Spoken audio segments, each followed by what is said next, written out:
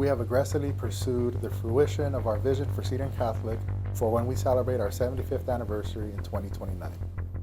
Our historic campus is almost completely renovated. Our Founded in Faith, Building on Excellence campaign for a new event center is equally as important for our vision.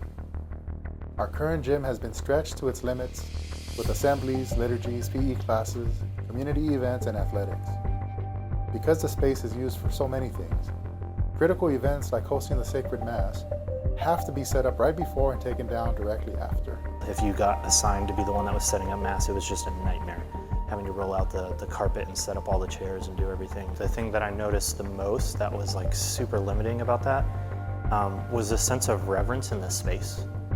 The weight room's been nice, but it'll be nice to have the extra space. I mean, there's just not enough room to do everything. So a lot of times we end up just working out, outside. It's a small room, and we only have a small area to work out in. The weight room not being the biggest, and once again having to share with all the other teams has been hard. We only have a 30-minute time frame between when practice ends and when school starts, so all of us kind of run to the locker room or bathroom because there's not a lot of space in the locker room. It gets really frantic in the morning. From a volleyball standpoint, we don't even use the locker room. There's just not enough room for us.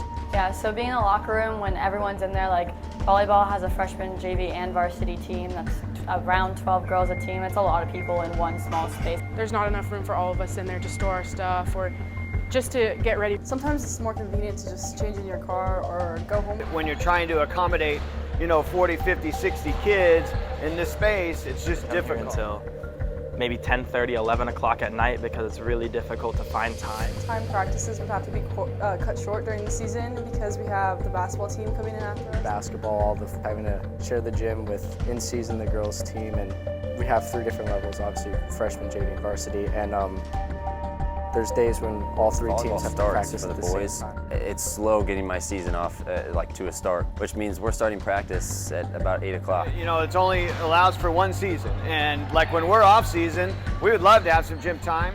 A lot of times our kids are coming home at 8:30 at night, and it's they have a couple hours of homework, so it gets to be very difficult to manage from that perspective. We're a year-round sport. We always kind of get the last pick of where we want to practice and everything, so we do end up having to wake up at 5:30 every morning.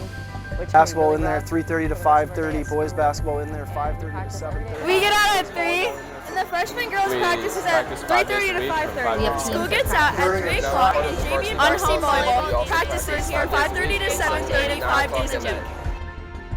It is clear the needs of our students and athletes have grown beyond our current gym. The Event Center will serve our current students and provide a wonderful space for future generations of Sentinels.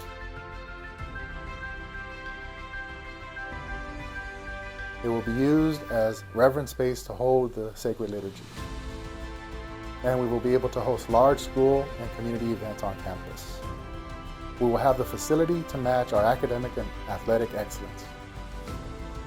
Athletics is a big part of our school history and our school life. Cedar Catholic ranks in the top 10 most winning schools among all programs in Arizona.